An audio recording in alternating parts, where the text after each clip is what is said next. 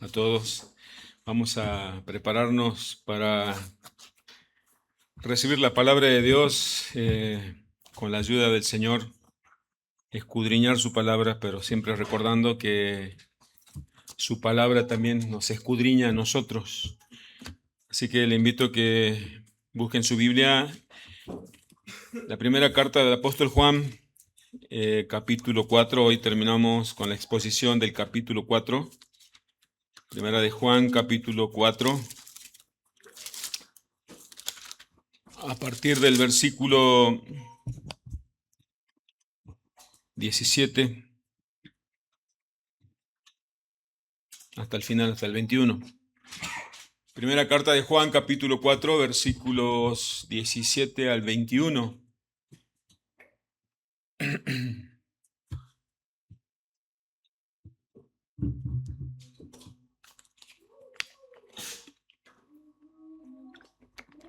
En esto se ha perfeccionado el amor en nosotros, para que tengamos confianza en el día del juicio, pues como Él es, así somos nosotros en este mundo. En el amor no hay temor, sino que el perfecto amor echa fuera el temor, porque el temor lleva en sí castigo, de donde el que teme no ha sido perfeccionado en el amor. Nosotros le amamos a Él porque Él nos amó primero. Si alguno dice yo amo a Dios y aborrece a su hermano, es mentiroso. Pues el que no ama a su hermano a quien ha visto, ¿cómo puede amar a Dios a quien no ha visto? Y nosotros tenemos este mandamiento de Él: el que ama a Dios, ame también a su hermano. Así dice la palabra de Dios. Oramos. Padre, gracias por bendecirnos con tu palabra en esta mañana. Gracias por mostrarnos y acercarnos a tu palabra como iglesia, Señor, tuya que somos. Te rogamos que tu palabra nos escudriña a nosotros mientras tú permites que escudriñamos tu palabra, Señor. Oh Señor, y te rogamos también que nos des ese arrepentimiento al contemplar, mirarnos en el espejo de tu palabra y al ver que todavía falta terminar esa obra que comenzaste tú, Señor. Llévanos a una vida responsable y diligente delante tuyo, Señor. Todo esto lo que te pedimos es para la gloria de tu nombre, y también te rogamos en el nombre de tu Hijo que edifiques y santifiques a tu iglesia, y que, si es tu voluntad, Señor, salves, traiga salvación a aquellos que todavía no fueron receptores de esa gracia salvífica de parte tuya. Padre, todo esto para la gloria tuya, en el nombre de Cristo. Amén. Mis hermanos, aquí el apóstol Juan nos lleva, con esta carta tiene el propósito de examinarnos, que nos autoexaminemos si realmente fuimos salvados o no. ¿Usted se preguntó alguna vez eso? ¿Soy de Cristo o no soy de Cristo? ¿Realmente soy un hijo de Dios o todavía continúo siendo un hijo del diablo? No tenemos que temer a preguntarnos eso. Lo que sí debemos es temer a caer en el autoengaño. A manera de introducción y ver que lo que vamos a meditar hoy en la palabra de Dios, que es lo que el apóstol Juan en esta carta, Dios permitió que hoy la tengamos nosotros delante nuestro. Nos imaginemos un antiguo guerrero, ¿sí?, en un lugar en la historia, un antiguo poderoso guerrero con muchas batallas, una persona muy conocida en todas partes por su valentía, por su gran habilidad en manejar la espada. Y todos en aquel pueblo sabían lo terrible y lo valiente que era ese guerrero cuando desenvainaba su espada. Algo serio siempre sucedía. Nos imaginemos esa escena. La sola presencia de esa persona, de ese guerrero con su espada, imponía respeto. Cuando esa persona aparecía en algún lugar, la gente comenzaba a apartarse, a abrir pasos porque lo temía. Al guerrero sabía que con él no se jugaba. Todos bajaban la mirada, no querían ni siquiera mirarle los ojos a este guerrero. De pronto, ese guerrero tomó su espada y la sacó de su vaina, el silencio más profundo invadió ese lugar, todos se preguntaban qué iba a hacer ahora. Nadie se atrevía ni siquiera a preguntarle, nadie excepto un niño. Ese niño caminó tranquilo entre la multitud, se acercó al guerrero sin temor y se abrazó a la pierna de él, que para todos él era motivo de miedo. El niño, en vez de temor, sonrió. Este hombre, este guerrero, levantó el niño en sus brazos, porque ese niño no tenía miedo, se preguntaban todos. ¿Por qué no tiene miedo? Porque para los demás él era un gran guerrero, pero para el niño era su padre. Eso es exactamente lo que nos enseña hoy la Escritura. Cuando solo vemos a Dios como un juez poderoso, por supuesto que debemos temerle, le debemos a Él temor reverente. Pero cuando entendemos que ese Dios todopoderoso nos ha hecho sus hijos, su amor echa fuera todo temor, todo miedo. No porque Él haya dejado ser fuerte y santo, sino que ahora sabemos que somos amados por Él. Todo hijo de Dios sabe que Dios lo ama. Todo hijo de Dios sabe que Él es su Padre. El propósito entonces de esta carta es dar seguridad con respecto a la salvación. El apóstol Juan primero presentó el amor fraternal como una de las evidencias necesarias en los verdaderos hijos de Dios, el amor como una señal del nuevo nacimiento, porque en este mundo y aún dentro de las iglesias muchos dicen amar a Dios. Yo amo a Dios, dicen muchos. Y muchos dicen de manera general, Dios ama, Dios es amor. Y algunos con esa idea del Dios que es amor, ciertamente Dios es amor, pero quitan al Dios, quitan un atributo de Dios que es la justicia. Algunos dicen que es por eso que Dios no va a enviar a nadie al infierno. Eso es una gran mentira del diablo. Nosotros, el problema cuando muchos dicen que Dios es amor, ahora la Escritura nos pregunta si nosotros realmente amamos a Dios, y si la respuesta es afirmativa, sí, yo amo a Dios, entonces no tiene que existir temor en aquel día del gran juicio. Juan presenta una tesis. Juan muestra cómo opera el amor perfecto de Dios en la vida de los creyentes. Así que voy a intentar desarrollar, exponer este texto que hemos leído al inicio. El primer punto que voy a desarrollar es el amor perfeccionado produce confianza. Que el Señor permita en su soberana voluntad que a medida que nosotros escuchemos la exposición de la palabra, el Espíritu Santo nos examine si estamos realmente en Cristo o no. El amor perfeccionado produce confianza, dice el versículo 17 y 18. Le leo nuevamente. En esto se ha perfeccionado el amor en nosotros, para que tengamos confianza en el día del juicio. Pues como Él es, así somos nosotros en este mundo. Y en el versículo 18 dice, en el amor no hay temor, de manera afirmativa lo dice, sino que el perfecto amor echa fuera el temor, porque el temor lleva en sí castigo, de donde el que teme no ha sido perfeccionado en el amor. En el versículo 16, que vimos la semana pasada, dice, y nosotros hemos conocido y creído el amor de Dios. Nosotros hemos conocido y creído el amor que Dios tiene para con nosotros. ¿Se acuerda de esto? Dice que un creyente sabe, conoce y cree el amor que Dios tiene para con él.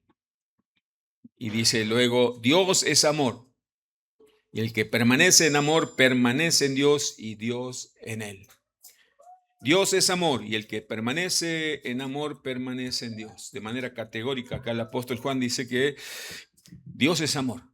Esa es la esencia natural de Dios y el que permanece en ese amor, ya que está unido a ese Dios de amor por medio del Espíritu Santo en Cristo Jesús, entonces el creyente permanece, vive en ese amor de manera cotidiana. En esto se ha perfeccionado el amor en nosotros, dice la primera parte del versículo 17. Cuando usa la palabra perfeccionado en el original griego en el cual fue escrito esta carta, la palabra es teleio. Significa llevar algo a su meta, madurar algo, completar el propósito de algo. Se ha perfeccionado un amor real. Ya el amor de Dios ha dejado de ser algo abstracto, intangible, algo que no se puede medir, ni tocar, ni ver, sino que el amor ahora de Dios es real en la vida del creyente. Es algo real, algo que cada hijo de Dios ha experimentado y experimenta día a día. ¿Estamos de acuerdo? Nosotros sabemos que Dios nos ha amado y cuánto Dios nos ama porque nos reveló a su Hijo Jesucristo. Y no nos reveló de cualquier forma a la persona de su Hijo, sino que nos reveló a su Hijo entregando su vida en la cruz del Calvario, y lo hacemos de manera personal por mí, para mí. Entonces de eso se refiere Juan. El amor, Dios ha perfeccionado el amor en nosotros para esto. El amor no se queda en una emoción, no es algo invisible, sino ahora es palpable en la vida práctica del creyente. ¿Y cuál es el fin de ese amor? ¿Para qué Dios nos ha perfeccionado su amor en nosotros? ¿Para qué Dios ha concretado su amor en nosotros? Para que tengamos confianza en el día del juicio. Y aquí el apóstol Juan nos lleva a aquel día del juicio, en que no solamente los creyentes, sino todo ser humano, un día vamos a comparecer delante del tribunal de Cristo. Creyentes y no creyentes. Ahí serán abiertos los libros o el libro de la vida de cada uno de nosotros, donde están escritas todas las cosas que hicimos, lo malo y lo bueno. Allí no habrá excusas. Todas objeciones, todas excusas serán inválidas delante de ese Dios justo que todo lo conoce, todo lo sabe. Dice, me gustaría que podamos, marque la primera carta y vamos rápidamente, por favor, a Romanos, capítulo 14, la carta del apóstol Pablo a los Romanos, capítulo 14, versículo 10, para que veamos qué significa en el día del juicio, tengamos confianza en el día del juicio. ¿Qué juicio se está refiriendo? Romanos 14, 10 al 12. Romanos capítulo 14, versículo 10 al 12 dice, pero tú, ¿por qué juzgas a tu hermano? O tú también, ¿por qué menosprecias a tu hermano? Porque todos compareceremos ante el tribunal de Cristo, porque escrito está, vivo yo, dice el Señor, que ante mí se doblará toda rodilla y toda lengua confesará a Dios, de manera que cada uno de nosotros dará a Dios cuenta de sí. Ese día será el día de la rendición de cuentas. Nosotros, mientras tenemos esta vida terrenal, podemos ocultar las cosas que no queremos que los demás sepan de nosotros. Pero en aquel día, todo lo oculto será expuesto. Todos nuestros pecados, todas las cosas buenas y malas que hicimos serán puestas delante del Señor. El Señor, juez justo, va a juzgar cada una de esas obras y va a dar recompensa por cada una de esas obras, por lo bueno y por lo malo. La pregunta que nos tenemos que hacer como iglesia, los que son creyentes y los que no son creyentes, ¿nos encontramos preparados para ese gran día? Acá Juan en su carta dice que Dios perfeccionó su amor en nosotros para que tengamos confianza en el día del juicio, así como la historia ilustrativa del inicio. Todos temían a ese gran guerrero con su gran espada, pero un niño se acercó y lo abrazó. Todos miraban sorprendidos, ¿por qué? Porque ese niño tenía un padre. Era ese gran guerrero que todos temían. En este tiempo, nosotros podemos decir a los cuatro vientos, soy hijo de Dios. Bien, nadie tiene derecho a cuestionar nuestra fe, porque podemos tener una vida exterior, con apariencia de piedad. Asistimos a una iglesia, formamos parte de una membresía de una iglesia, usamos lenguaje de iglesia, hasta tenemos buenos modales y una moralidad respetable. Pero en el día del juicio es el día de la verdad, si somos o no somos de Cristo. Y la pregunta que nos tenemos que hacer en este tiempo: ¿me encuentro preparado para ese día? Cuando escucho de ese día del juicio, ¿tengo temor o tengo anhelo por verlo el Señor? Quizás alguien pueda negar que ese día va a llegar. Los incrédulos niegan, ese día nunca va a llegar. Desde hace 2000 años, desde el comienzo de la iglesia, se viene proclamando: Cristo ya viene. Los primeros cristianos se saludaban, decían: Maranata, Cristo viene. Y los incrédulos pueden decir: no, yo no caigo en esa mentira, discúlpenme. Todos tienen derecho a creer o no creer, pero algo seguro sabemos nosotros, que ese día va a llegar. Todos vamos a comparecer un día delante del tribunal de Cristo. Y alguien puede decir: nunca va a llegar ese juicio. Pero alguien puede morir hoy. ¿Quién sabe cuándo va a morir? No depende de la edad, no depende de la salud. Job 14:5 dice que Dios ha determinado los días que vamos a vivir sobre esta tierra y nadie va a sobrepasar ni siquiera un solo día. Nosotros tenemos una fecha de vencimiento, como digo a veces yo. Nada más que la tenemos en la espalda, no la vemos. El día, el año, el mes, la hora, minutos y segundos que vamos a morir. Dios lo sabe, Dios ya lo determinó. Y cuando ese día llegue, dice la Escritura, en Hebreos 9:27, yo les leo: y de la manera que está establecido para los hombres que mueran una sola vez, y después de esto, el juicio. La persona muere, el alma se va abandona el cuerpo y se va a la presencia de Dios, sea creyente o no sea creyente, y va a estar delante de Dios. Y allí el Señor, si está en Cristo, será bien recibido como un hijo a la familia de Dios. Y si rechazó el evangelio de Cristo, y si no está en Cristo, si nunca ha nacido de nuevo, será enviado al infierno, esperando, tanto el como que está en el cielo, en el paraíso, como que está en el infierno, esperando la redención de su cuerpo. Y un día, cuando venga Cristo, va a resucitar los muertos y esa alma se va a unir con un cuerpo indestructible, ya sea para el gozo perpetuo en el paraíso junto al Señor o para la condenación eterna del infierno. Me gustaría que busquemos 2 Corintios 5:10.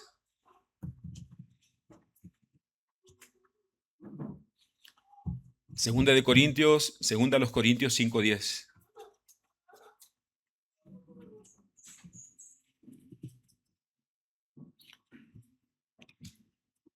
Segunda a los Corintios 5:10 dice así: porque es necesario, esto quiere decir sí o sí, porque es necesario que todos nosotros comparezcamos ante el tribunal de Cristo, para que cada uno reciba según lo que haya hecho mientras estaba en el cuerpo, sea bueno o sea malo.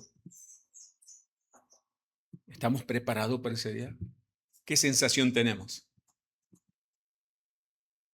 Dice nuestra confesión de fe, cuando habla del juicio final, yo lo voy a citar el párrafo de nuestra confesión de fe, se encuentra en el capítulo 32, esa confesión de fe que usted tiene en su casa también. En el primer párrafo dice: Dios ha establecido un día en el cual juzgará al mundo con justicia, por medio de Jesucristo. Dios ha establecido un día en el cual juzgará al mundo con justicia por medio de Jesucristo, a quien todo poder y juicio le han sido dado por el Padre. En aquel día no solo los ángeles apóstatas serán juzgados, sino que también todas las personas que han vivido sobre la tierra comparecerán delante del tribunal de Cristo para dar cuenta de sus pensamientos. Esta mañana decía en la predicación de la Santa Cena que a veces pedimos perdón por nuestros pecados concretados, pero no por los pensamientos. Delante del tribunal de Cristo para dar cuenta de sus pensamientos. Vamos a dar cuenta de todas las palabras y acciones. Y para recibir conforme a lo que hayan hecho mientras estaban en el cuerpo, sea bueno o sea malo. Fin de la cita de nuestra confesión de fe. Eso ocurrirá ese gran día, mis hermanos y amigos. Otra vez nos preguntemos, ¿dónde está puesta nuestra confianza en el día del juicio? Que no seamos como aquellos que contó el Señor Jesucristo. En aquel día muchos me dirán, Señor, Señor. El Señor les dirá, no todo aquel que me dice Señor, Señor entrará en el reino de los cielos, sino el que hace la voluntad de mi Padre que está en los cielos. Muchos me pueden decir en aquel día, Señor, Señor, y dirán, no profetizamos en tu nombre, no en tu nombre, Señor, echamos fuera demonios, en tu nombre hicimos muchos milagros, en tu nombre hicimos muchas cosas. Y entonces, dice el Señor, yo les declararé, nunca los conocí, apártense de mí, hacedores de maldad, hacedores de iniquidad. Porque el Señor no solamente conoce nuestras obras externas, como dice el Salmo 24, limpios de manos, pero también el Señor mira la pureza de corazón, los pensamientos. ¿Quién puede presentarse al Señor? Señor, estoy limpio de manos y puro de corazón de pensamiento. Nadie. Nadie. Nadie. Entonces, ¿por qué nos va a recibir el Señor? Porque estamos unidos a Cristo. Solamente por Cristo. Ese gran día del juicio. Los hijos de Dios anhelan ese día. Vamos a ver a nuestro amado, aquel que ama mi alma. Apocalipsis, muchas veces lo he citado, Apocalipsis 6, 15 al 17 dice, los reyes de la tierra, le espero para que lo busque, Apocalipsis 6, 15 al 17. Fíjese lo que va a ocurrir aquel día. Acá Apocalipsis nos dice que ocurrirán con los ricos, con los poderosos, pero también con los siervos, con los que son esclavos, con los libres, con todos los seres humanos. Apocalipsis 6, 15 al 17. Dice, y los reyes de la tierra y los grandes, los comandantes, los ricos, los poderosos y todo siervo y todo libre se escondieron en las cuevas y entre las peñas de los montes y decían, estoy leyendo en la versión de la Biblia de las Américas, y decían a los montes y a las peñas, caed sobre nosotros y escondednos de la presencia de aquel que está sentado en el trono y de la ira del Cordero. El versículo 17 dice, porque ha llegado el gran día de la ira de ellos. ¿Y quién podrá sostenerse? El último himno que cantamos es Roca de la Eternidad. Cristo es la roca de la eternidad, es nuestro escondedero fiel. Es nuestro lugar seguro. Es nuestra arca. Cuando la ira de Dios sea derramada, nosotros estamos seguros porque estamos en Cristo. Si usted está en Cristo, por supuesto. El día del juicio final es una realidad futura. Por eso lo presenta Juan. Para discernir a los verdaderos de los falsos, para distinguirlos, para que cada uno en ese ejercicio de autoexaminación podamos decir, sí, estoy en Cristo. Entonces voy a servirle por gratitud, con gozo, con alegría, voy a adorarle al Señor, o voy a buscar de Él a ver si me salva, pero voy a dejar de fingir, voy a dejar de la hipocresía de aparentar algo que no soy. El día de gran juicio es una realidad futura, pero tiene un impacto en la vida presente, en el ahora. Habla de confianza. El propósito de ese amor perfeccionado de Dios en nosotros es para que nosotros tengamos confianza, dice, en el día del juicio. La confianza del cristiano está marcada por la confianza en Dios. Sabemos que creemos en Dios, creemos que Dios nos ama y sabemos que Dios nos ama, como decía en el versículo 16. ¿Y eso cómo se manifiesta en la vida práctica? Vamos a ver, nos estamos autoexaminando. ¿Cómo sabemos que yo tengo confianza en Dios? Número uno, porque tenemos comunión con Dios, con el Padre, con el Hijo, por medio de su Espíritu. Esa comunión es algo real en la oración, en la palabra, en el arrepentimiento. Cuando permanecemos en Cristo, esto ya el apóstol Juan en la carta, en el capítulo 2, versículo 24, yo le voy citando porque lo que está diciendo en este final del capítulo 4 ya lo desarrolló en los capítulos anteriores. Cuando Dios vive en nosotros y nosotros en Él, el capítulo 3, versículo 24, capítulo 4, versículo 12, tenemos la confianza de que no seremos condenados en el día del juicio, capítulo 2, versículo 21.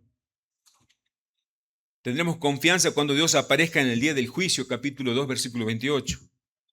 El cristiano vive confiado, no en sus obras, sino confiado en su Salvador. En esto se ha perfeccionado el amor en nosotros para que tengamos confianza en el día del juicio. Pero luego dice, versículo 17, fíjese que dice luego, pues como Él es, así somos nosotros en este mundo. Dice, la religión cristiana es una religión mimética, de imitación. Nosotros imitamos a Cristo. Imitamos a Cristo. La pregunta recurrente que nos debemos hacer es, ¿esto haría el Señor? ¿Lo que estoy haciendo ahora yo? ¿Así se comportó el Señor en la vida terrenal como me estoy comportando yo? Sabemos que nunca vamos a llegar al estándar de Cristo, ese estándar perfecto. Cuando tenemos conversaciones familiares o con amigos, ¿esta sería la forma de hablar del Señor? Imitamos a Cristo, la razón de nuestra confianza y nuestra semejanza a Cristo. Sí, cada vez veo que mi vida está siendo transformada por ese Cristo que vive en mí. Entonces esa confianza es algo real, no es un autoengaño. Así como Cristo nos ha mostrado su amor, así nosotros mostramos nuestro amor los unos para los otros. Señor, que nos ayude. Ayúdanos, Señor. El amor de Dios al enviar a su Hijo es lo que predomina en mi vida. Yo vivo consciente de que no soy merecedor de ninguna bendición, sino que Dios me amó. Esa es mi seguridad. Nosotros también estamos obligados, está diciendo aquí la Escritura, al decirnos que nos parecemos a Cristo, pues como Él es, así somos nosotros en este mundo. Alto el estándar, está alta la vara. Nosotros también estamos obligados, mis hermanos, a tener amor los unos para con los otros. Eso ya lo dijo del capítulo 3, versículo 23 de esta misma carta. Así, para cumplir el mandamiento de Dios, es un mandamiento. Cuando imitamos el amor de Cristo, si imitamos en esta vida práctica esa manifestación espontánea del amor de Cristo, entonces dice la Escritura que no hay motivo para temer el juicio venidero. Pero ¿qué pasa si tengo temor de ese día? Versículo 18 entonces nos muestra más claramente. Primera de Juan capítulo 4 versículo 18. Acá nos muestra el apóstol Juan el amor y el temor son incompatibles. Versículo 18. En el amor no hay temor, sino que el perfecto amor echa fuera el temor. Porque el temor lleva en sí castigo, de donde el que teme no ha sido perfeccionado en el amor. Si tenemos temor, miedo, no habla del temor reverente primero. Si usted tiene miedo a que Cristo venga hoy, en realidad tiene miedo al castigo. Es como, ya sé cuál es mi destino. El amor y el temor no pueden cohabitar, está diciendo, no pueden coexistir. Así como la fe y la duda no pueden coexistir en el corazón de un creyente, del mismo modo el amor y el temor no tienen absolutamente nada en común. El ejemplo, la historia del niño y su padre. El niño no tenía miedo. Los demás que lo tengan miedo, pero mi papá, no, yo sé que a mí no me va a hacer daño. Él con esa espada me cuida. Del mismo modo nosotros. Ya viene mi Señor, el que me ha guardado y el que me guarda, el que tengo comunión con Él a diario, ya lo voy a ver cara a cara. Aquel que le he orado y he hablado con Él conoce mi vida, Él me salvó, Él me amó, mis ojos lo van a ver. No estoy pensando, uy, no sé si voy al infierno o al cielo. Uy, tengo miedo que se expongan todos mis pecados. Del mismo modo el creyente, del mismo modo el amor y el temor no tienen nada en común. Ese temor no es el temor reverente a Dios que todo cristiano debe tener, sino ese miedo paralizante. El temor, dice la Escritura, que es el miedo al castigo. ¿Vieron que nosotros sabemos, dice que nada hace, nada teme? Es como cuando la esposa logra tener la clave del celular del esposo y dice, tengo tu celular y tengo tu clave. Si el marido comienza a temblar es porque algo está escondiendo. Y si dicen, no hay problema, revísalo. No hay problema. El que ama a Dios y el que sabe que Dios lo ama, el día del juicio, las noticias, las evidencias o el saber que Cristo ya viene, produce gozo. O la muerte no es algo trágico. Así como la luz y las tinieblas no pueden coexistir, la Escritura nos muestra que el amor perfeccionado de Dios en nosotros no puede coexistir con el miedo al castigo. No debe, no puede, eso no se da.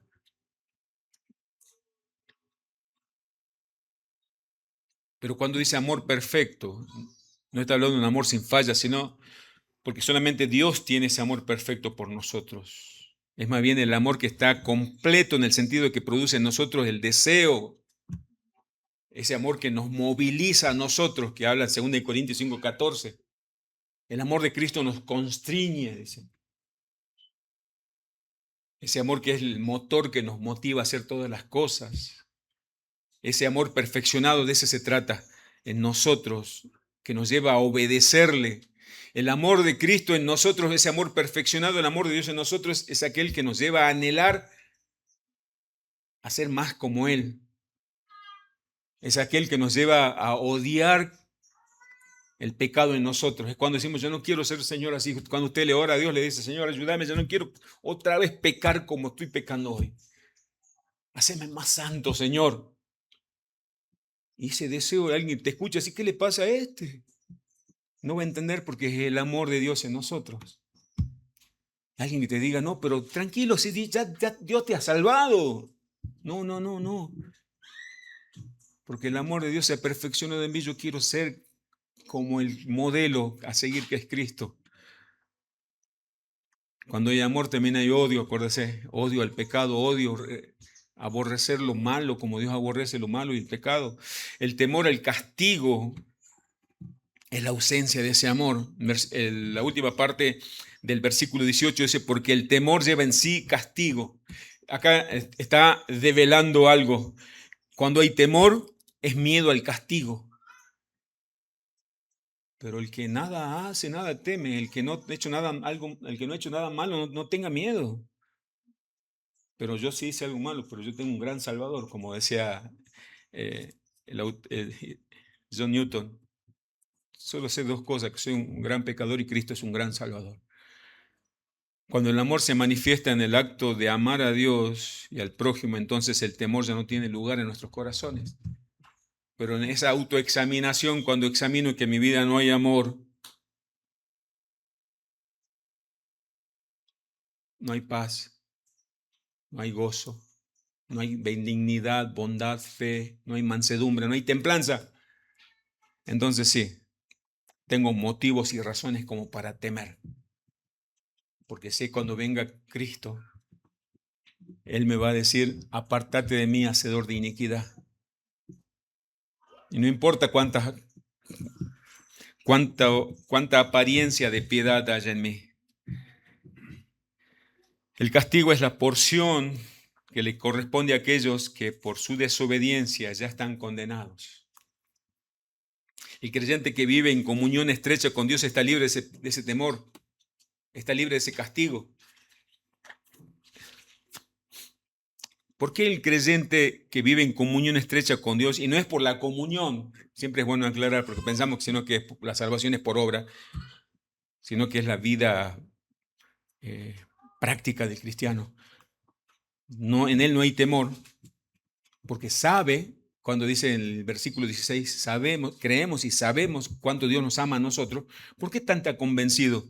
Porque sabe que el castigo que yo merecía ya fue puesto en el cuerpo, en la vida de Jesucristo en la cruz del Calvario. Dios ya me castigó a mí, pero Cristo, Él es la propiciación por mi pecado. Cristo recibió el castigo, la vergüenza, la muerte, Él recibió por mí. Y Dios es justo como para cobrar 2 veces la misma deuda. ¿Usted está convencido de eso? Nos debemos preguntar, hermanos, no me trate de convencer a mí que yo no tengo la llave para abrir la puerta y que usted entre al cielo. Por ahí el pastor dice, sí, pastor, no, me pone en lugar incómodo, es usted, entre usted y Dios, en serio les digo. Cada uno tenemos que examinarnos. Me tengo que examinar yo, usted también se debe examinar. ¿Tiene miedo para aquel día? ¿Usted está convencido de que Dios ya ejecutó ese juicio en la cruz del Calvario? ¿Su juicio ya fue hecho, realizado en la cruz del Calvario? ¿El castigo que usted merecía ya fue puesto, depositado en el cuerpo de Jesucristo, el Hijo de Dios, en la cruz del Calvario?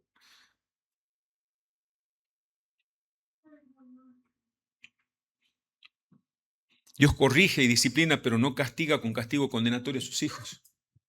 En este tiempo, en la vida terrenal, sí que Dios nos corrige, sí que Dios nos castiga, pero como un padre a un hijo, no como un juez a un reo.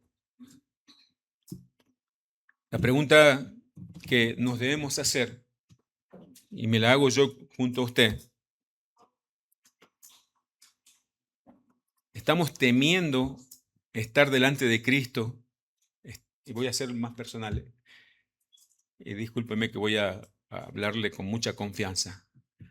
¿Temes a estar delante de Cristo y que sea abierto el libro de tu vida, donde están escritas todas las cosas que hiciste en esta vida terrenal? ¿Estás con miedo de eso o estás confiado en tu Salvador? Dice la Escritura, quien teme al castigo no está perfeccionado en el amor. La incredulidad produce un terrible miedo, y está bien que así sea. Pero el amor de Dios, cuando ha sido perfeccionado en nosotros, tranquiliza nuestro corazón, nos da paz.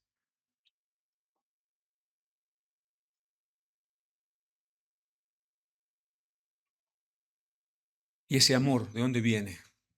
Versículo 19, el segundo punto, el origen de nuestro amor a Dios.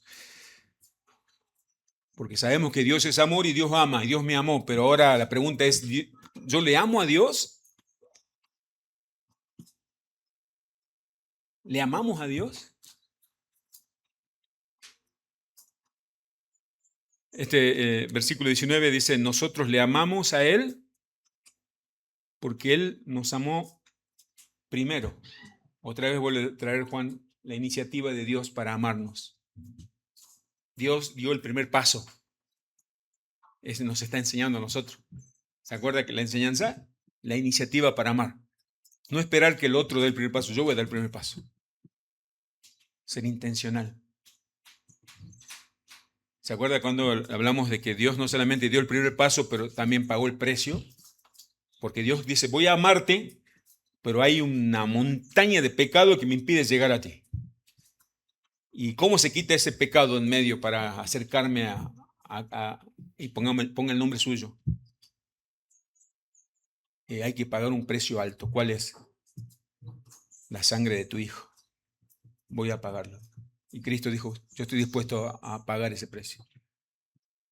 Así mostró su amor para con nosotros. Dios tomó la iniciativa, te voy a amar, dice. Pero hay un abismo que nos separa. Ese abismo es el pecado.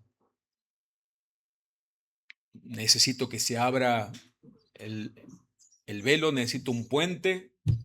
Bueno, el cuerpo de Cristo cargó con nuestros pecados. La justicia de Cristo fue sobre nosotros. Es por eso que podemos acercarnos a Dios y abrazarle así como ese niño al Padre. A él correrá el justo, dice, y levantado será. El versículo 19 de Juan establece la fuente del amor. El origen del amor viene de parte de Dios. Entonces, no es una iniciativa nuestra amarle a Dios. O sea, no es que cualquier persona de este mundo puede decir, bueno, yo me decido este año 2026, quiero comenzar amándole a Dios. Primero que no lo va a poder amar por su naturaleza pecaminosa, sino que si usted puede amarle a Dios es porque Dios quiso amarlo primero a usted. Dios como iniciador de ese amor, nosotros le amamos a Dios porque Él nos amó primero. El amor humano no es el primario, sino que nuestro amor es el reflejo del amor de Dios en nosotros. Nosotros irradiamos, reflejamos el amor de Dios. O sea, nosotros le amamos a Dios con el mismo amor. Es como cuando un niño le hace un regalo a su papá y ese regalo lo compró con su propia plata, la plata del padre. Pero el padre lo ama, lo mismo es mi hijo. Nosotros le amamos a Dios con el amor que Dios nos ama. Ese es el amor que reflejamos, el amor de Dios. No amaríamos a Dios si Dios no hubiese tomado la iniciativa de amarnos a nosotros no le amaríamos a Dios. Eso téngalo por seguro, lo tengamos por seguro. ¿Sabe que Él también debemos tenerlo por seguro? Que en lugar de amarlo, lo odiaríamos, como lo odiábamos ante a Dios. Odiábamos a Dios. El mundo odia a Dios. Odia a Dios. Es por eso que lo niega. Es por eso que se burlan. Es por eso que rechaza a Dios. Fue necesario, para que nosotros le amemos a Dios, fue necesario que Dios nos ame primero. Dios, como dice la Escritura por medio del profeta del Antiguo Testamento, Dios quitó el corazón de piedra y nos dio un corazón de carne. Un corazón que podía amar. El ser humano nunca puede afirmar que su amor por Dios fue previo al amor de Dios. No, yo lo amaba a Dios desde antes, eso es mentira. Eso es mentira. Dios siempre ocupa el primer lugar. Dice el apóstol Pablo en la carta a los Romanos, yo les leo, Romanos capítulo 11, versículos 35 y 36. ¿O quién le dio a él primero para que le fuese recompensado? ¿Quién le ha dado algo a Dios primero para que Dios luego te recompense? ¿Se imaginan ese grado de arrogancia, pensar que yo a Dios le amé primero para que luego Dios me ame? Dice el versículo 36 de Romanos 11, porque de Él significa todo es de Él, Él es el dueño de todo, y por Él, y para Él, todas las cosas existen con un fin, con un propósito, son todas las cosas. A Él sea la gloria por los siglos de los siglos. Amén. Recuerde esto siempre. Y sobre todo a la hora de servir al Señor. Bueno, Señor, voy a servirte porque veo que este año te comportaste bien conmigo. No. o voy a servirte para que me ayude. No, no. Podemos servirle a Dios, es un privilegio que Él nos da. Si vamos a ofrendarle a Él, es un privilegio que Él nos da. Es lo que recibimos de Él, de eso te damos. Dice. No es que yo le doy a Él primero para que Dios me dé, no, no. Todo es de Él y para Él. Dios nos amó primero, mis hermanos. Dios quiso amarte. ¿A mí? Nunca se preguntó eso. ¿A mí? ¿Por qué? Porque Él es soberano. Porque Él quiso. Pero si yo no soy tan bueno, no hay nadie bueno en este mundo. Dios quiso, Dios llamó a lo más vil de este mundo, a los más débiles de este mundo, para mostrar su gloria. Pero ese amor tan grande tiene evidencias. Versículo 20.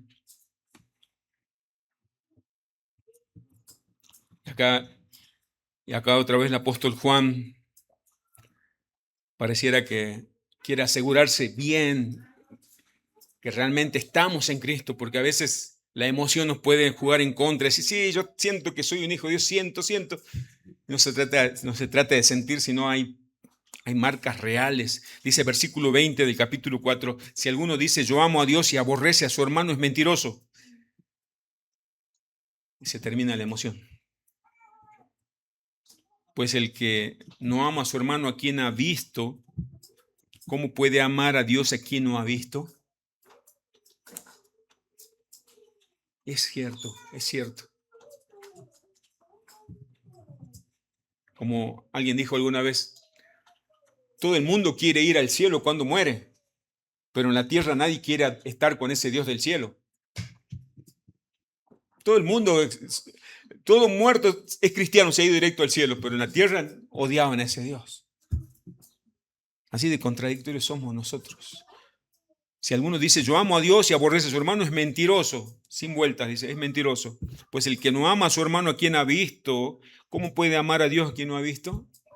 Una pregunta retórica, ¿no? Con una respuesta lógica.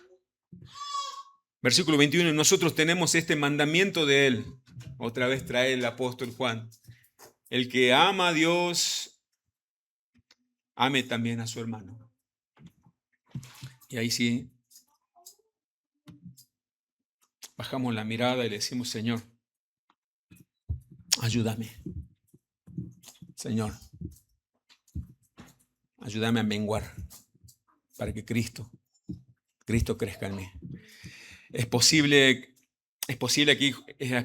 que el apóstol Juan se dirigiese a los maestros gnósticos que decían amar a Dios. Los falsos maestros, ¿se acuerdan quién Juan estaba desenmascarando? Pero que en la realidad, en la conducta, demostraban odio hacia los cristianos. El amor a Dios no puede permanecer como un simple sentimiento. El amor, ese amor a Dios, ese amor vertical, se manifiesta, se hace visible en el amor horizontal. Si no se hace visible, si no se hace evidente, entonces no es un amor genuino, es solamente palabras. Amo a Dios y pensamos que Dios se lo va a creer. Pero Dios dice, su palabra, respóndete vos mismo la pregunta. ¿Decís que me amás cuando no me viste y no amás a tu hermano que ves? Aborrecer a los hermanos no solamente se refiere a hacerle algún tipo de mal. A veces pensamos que cuando hablamos de Caín, aquel que aborrece a su hermano no es de Dios. Pensamos que el aborrecer, el odio es hacerle daño. Atención a lo que voy a decir. Porque aborrecer, en la Escritura, en el Nuevo Testamento, aborrecer significa no amar. ¿Escuchó? No amar. ¿Y sabe cómo aborrecemos también? Siendo indiferente. Con la indiferencia odiamos. La ausencia de amor es aborrecimiento. Es como el frío, dice, es la ausencia del calor. Aborrecer es la ausencia del amor. Si yo digo que amo, dice, pero yo no te odio, no dice nunca, es más, ni sé cómo te llamas. Le está diciendo, te odio. Te odio tanto como aquel que sí le hice daño. A ver, vieron que a veces nosotros queremos cubrirnos. No, no. Por ejemplo, con los vecinos yo no los odio. Ni sé cómo se llama, ni tampoco sé cómo se llama el otro, ni el del frente, ni el de atrás. Mis compañeros de trabajo yo no los odio, pero no sé cómo se llama aquel, ni la vida de aquel, ni me importa. Estamos diciendo, los odiamos a todos. La iglesia pasa lo mismo. Yo a lo mejor no quiero tener con ninguno de ustedes problemas, así que no me saluden después al terminar la reunión, que yo me voy a mi casa. Ustedes ya saben, los odio a todos, pues no quieren ni hablar con ustedes. Ese sería el mensaje. Ese es aborrecer, cuando no manifiesto, expreso, muestro. Es por eso que el apóstol Juan dice, si yo veo a alguien en necesidad y cierro mi corazón, teniendo bienes, estoy aborreciéndole. Aborrecer a los hermanos no solamente se refiere a hacer algún tipo de mal, sino a la indiferencia. Es la ausencia de amor. Versículo 21, y nosotros tenemos este mandamiento, dice el apóstol Juan de él, el que ama a Dios, ame también a su hermano. Juan concluye hace una consideración del amor, formulando el resumen de la ley. Cuando le preguntaron al Señor, ¿cuál es el principal mandamiento de la ley? Amarás al Señor tu Dios con toda tu alma, tu mente, tus fuerzas, con todo tu ser. Y el segundo es semejante al primero, y a tu prójimo como a ti mismo. En esto se cumple la ley y los profetas. En esto se cumple toda la Biblia.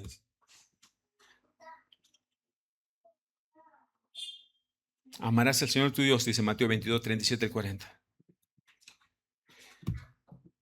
Aquí el Señor, cuando dijo amarás al Señor tu Dios con toda tu alma, tu mente, tu corazón, unió el primer mandamiento de Deuteronomio 6:5, le digo, no lo vamos a buscar, en el segundo mandamiento de Levítico 19:18.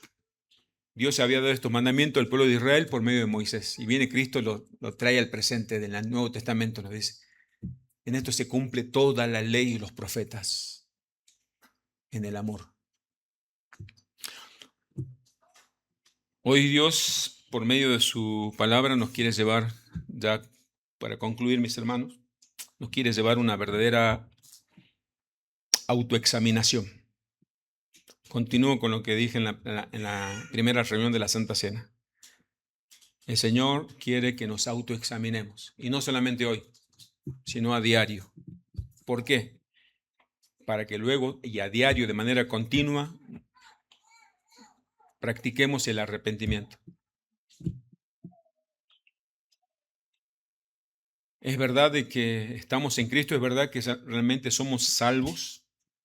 Es verdad realmente que soy de Cristo, es verdad que soy un verdadero cristiano, ciertamente soy de Cristo o no. ¿Qué pasaría si hoy mismo muero? ¿Qué pasa si hoy mismo morís? Allí no van a estar los hermanos de la iglesia, no va a estar el pastor, no va a estar la mirada de todos.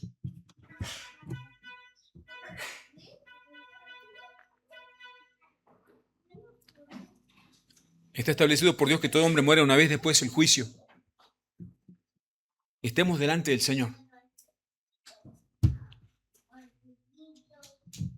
¿O qué pasaría si, como en otros lugares del mundo, como en Nigeria, que pasó hace poco, ponen a prueba mi fe, ponen a prueba tu fe, y nos ponen un revólver, una pistola en la cabeza y nos dicen, si maldecís a Cristo, no te mato.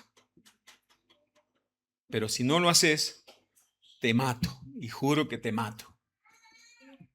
¿Qué haría usted? ¿Qué haría yo? ¿Tenemos miedo a la muerte? ¿Tenemos miedo al juicio? ¿Tenemos confianza?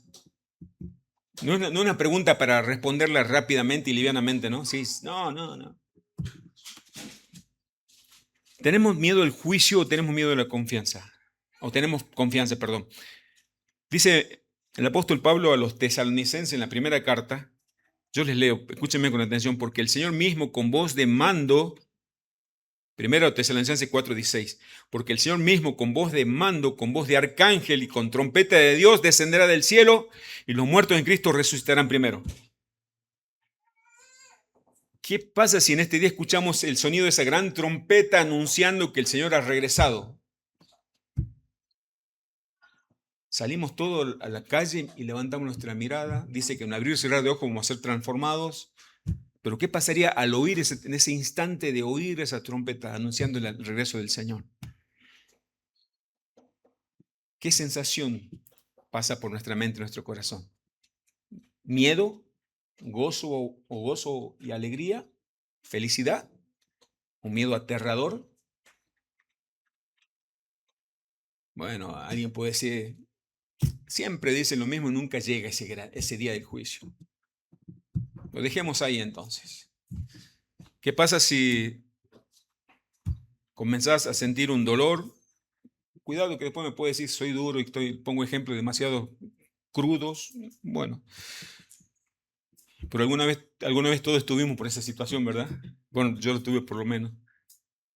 Y vamos al médico, nos hace una serie de análisis y nos sentamos delante del médico y mira la carpeta y mira los análisis, y él mira los análisis, nos mira a nosotros, mira así, y nosotros estamos con nuestro corazón comienza a latir más rápido y el médico nos dice, bueno, tengo que decirte algo, te quedan pocos días. ¿Qué pasa por nuestra mente y nuestro corazón? Dejemos el ejemplo del morir como mártires o que Cristo venga en una nube, escuchemos el sonido de la gran trompeta, sino algo más cotidiano que a algún familiar seguramente le ocurrió. Te quedan pocos días. Pon en orden tu casa, como dice el profeta, le dijo a Ezequías. Si tenemos temor, dice, el que no ama no ha conocido a Dios porque Dios es amor. Y el que no conoció ese amor, entonces tiene miedo. Si tengo temor que me voy a morir, si me aterra esa noticia, mi corazón me está diciendo, suena una alarma que dice, el amor de Dios no ha sido perfeccionado en tu vida. No amas a Dios y estás seguro de que Dios te ama.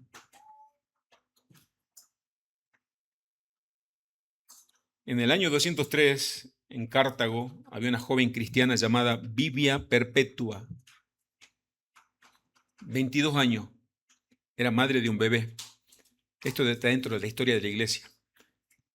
Esta mujer fue arrestada junto con otros por el orden del emperador Septimio Severo. Odiaba a los cristianos este emperador.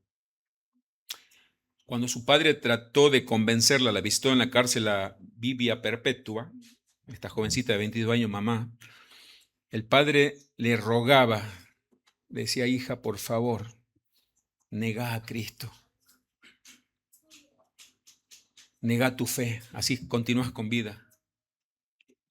Negá, mirá a tu hijito, miranos nosotros, te amamos, mirá que sos joven, tenés 22 años, negá a Cristo, después te arrepentís. ¿Sabés lo que le contestó esta jovencita ya madre de 22 años? Vivia Perpetua. La muerte no es nada si Cristo está conmigo. Ella escribió un diario antes de morir en la cárcel. Ella enfrentó la ejecución con paz y firmeza. Todos quedaron sorprendidos. Un padre de la iglesia de Antioquía, Ignacio de Antioquía, perdón, camino al martirio en Roma, escribió lo siguiente: no temáis a los que matan el cuerpo, déjenme imitar la pasión de mi Dios, la muerte para mí es vivir con Cristo. Ignacio veía la muerte no como una pérdida, sino como un encuentro con Cristo. Policarpo de Esmirna, al ser amenazado con ser quemado vivo, respondió con serenidad: me amenazas con fuego que arde un momento y pronto se apaga, pero no conoces el fuego del juicio futuro.